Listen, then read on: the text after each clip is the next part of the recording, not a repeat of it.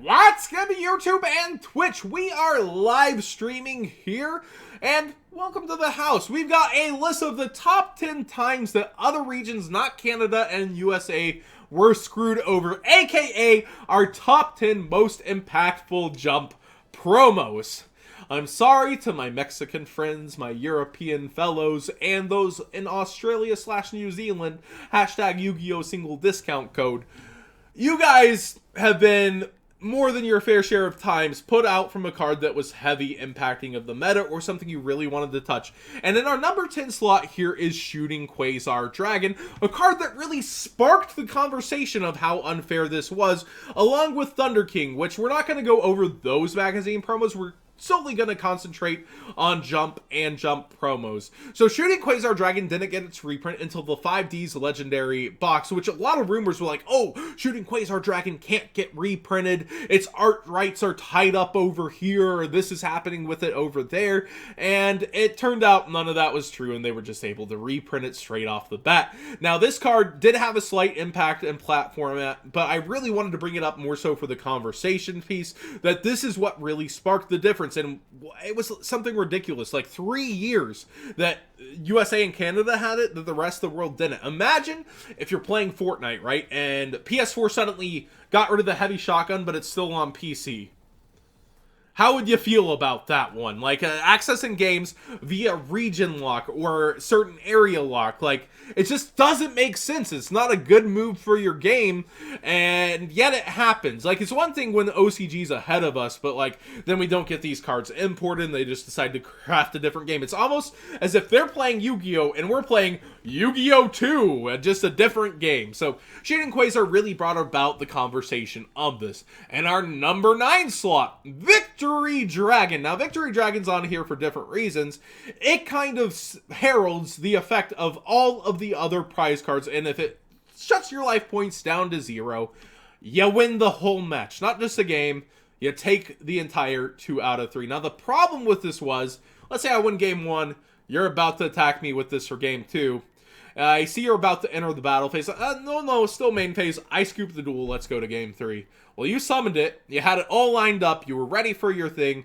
And you're going to hit me with it. Now, in Japan, they made a ruling that pretty much you couldn't do that. But it still caused a lot of in-game problems because there's a rule that you can scoop anytime. Like, this would mess with the time rulings, right? Like, I need to get to game 3. The clock's counting down. I don't want to get screwed by the time rules. I don't want to tie in this round. Let's go to game 3 and decide a winner of this match. You still need to be able to scoop at any time. So Victory Dragon kind of directly does interfere with that. And it kind of shows the rules of the game that you can't really mix in. You can't really put into our game. Thanks, Victory Dragon and all the other prize cards. And the prize cards themselves, they have the statement that you cannot use them in a duel. So Victory Dragon, just kind of the forefather of that. You had access to it as a jump promo and then also in Retro Pack 2. One of our newer additions to the FNL list here comes in our number 8 position, S0 Utopic Zexal. Now, Pendulums were cranking this out like no other, and it did really show itself, I believe, in a YCS Finals. Basically just says, you can't play the game. If we go down to the text, it reads, this card's XE summon can't be negated, so first off, there's a nice start. When XE summoned, your opponent's cards and effects can't be activated, so you can't respond to the summon. Gains 1,000 attack and defense for each material, and once per turn, quick effect, you can detach an XE's material from this card. Your opponent's cards and effects can't be activated this turn. Basically, you can't play the game. Now, Kaijus were sort of the way to just get over this, in a sense, but you still couldn't play that turn, giving it back to your opponent to allow them to combo off. And you know, in this day and age, it takes only a card or two to really combo off, and this is a more recent ban. It really did just give them the resource ability to either have to be dealt with, and then you can just make your push, because back row are weaker in the game. We might have had a few shots during this video, by the way, stream. But definitely, Zexal just saying you can't play. It's reminiscent of another card that'll appear later on this list. But man, it hurt. You're staring this down. It's not in a deck like Ignites anymore. It's in like full power Pendulum Magicians. It hurt to come up again. And in the number 7 position, Chaos Dragons sure did have an impact, and Red Eye's Darkness Metal Dragon just cannot be understated. A huge body that easily gets on board because you can special summon this card from your hand by banishing any face-up dragon-type monster you control. Wow, does it just pop out. And then once per turn, you can special summon one dragon-type monster from your hand or graveyard, except for himself. Wow, so multiple of these would have been even scarier, but the ability to just bring itself out and then start reviving things and really going in an insane attack power, it just can't be understated. It's a dark for the chaos attributes as well. It just fit into its format so well. Getting a reprint here in Duel Saga, it earned its spot by far on the FNL list. And I think Chaos Dragons are a lot of people's favorites format. If he's a boy, it's because he's that good boy. This is definitely one good boy in terms of power, effect, and what it really did in the game.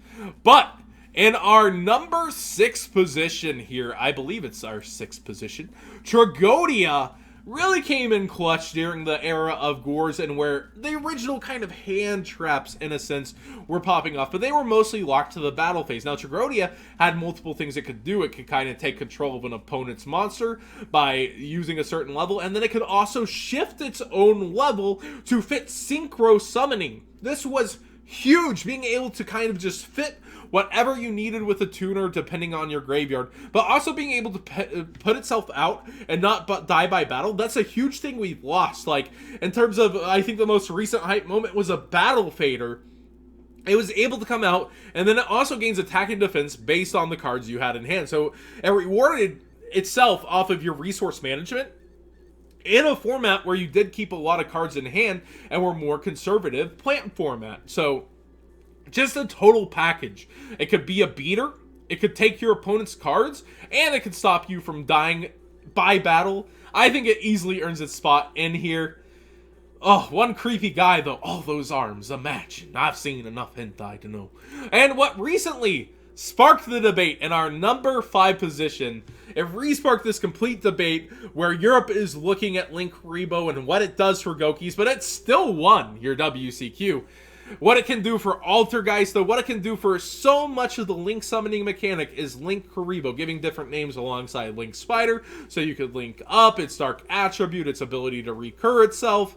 Link Kuriboh is more so than its own on-field effect, which is amazing. Its ability to climb a tree and enable Link summoning. And boy, did that just re-spark the debate that Shooting Quasar showed.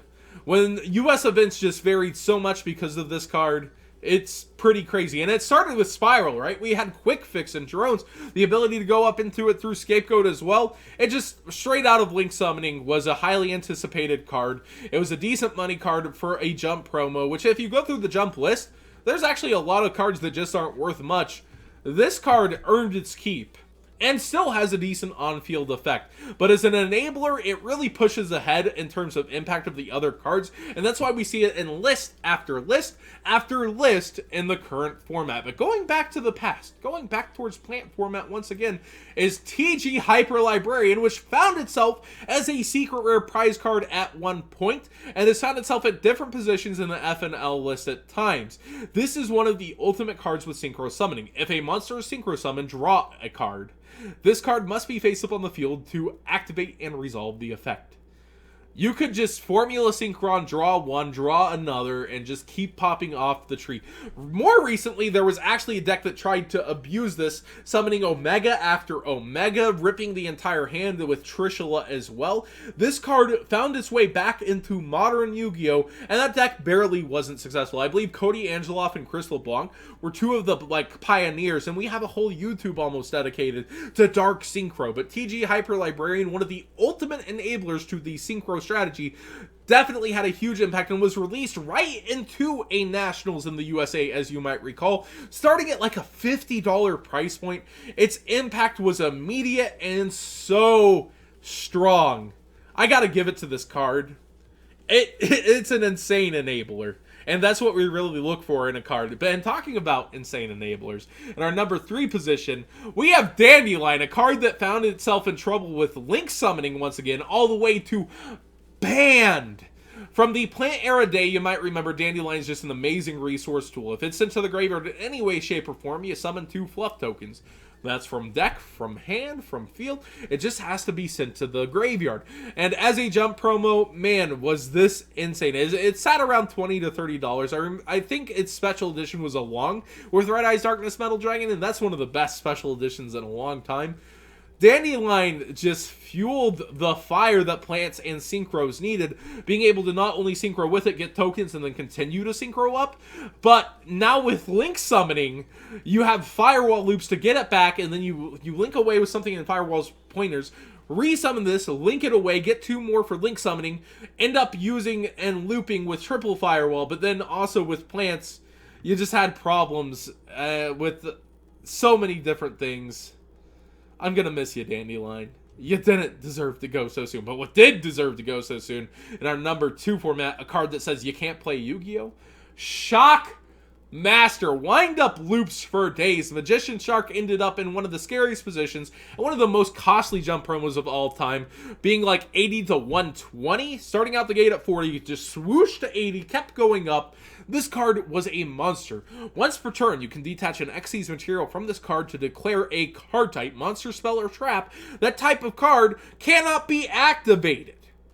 Or, if monster cannot activate its effects until the opponent's next turn. It shut it off not just for your turn, but their turn. It's just crazy. Like, it's really just insane, and I can't state enough how good this card was coming in and just stymieing whatever you needed it to. Saying you can't play Yu-Gi-Oh! Is busted, and it easily found its way onto the ban list. But in our number 1 position, a friend you might have heard echo through the halls, Stratos, had 1 weekend, I believe, at 3. And we call that Airblade.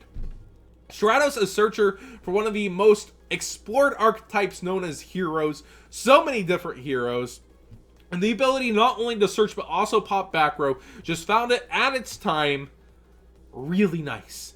Back row, I know it might be new to some of you duelists, actually mattered, and its effect was pretty tricky.